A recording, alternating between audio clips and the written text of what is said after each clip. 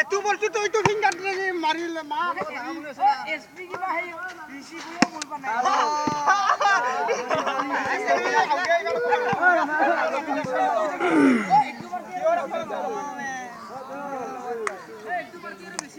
আমাদের পান রে কায়ো তো হইছো তাও লো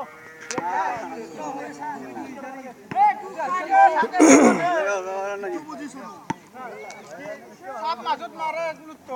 দিলো না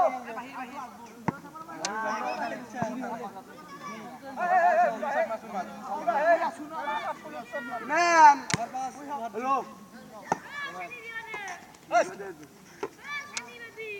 হ্যাঁ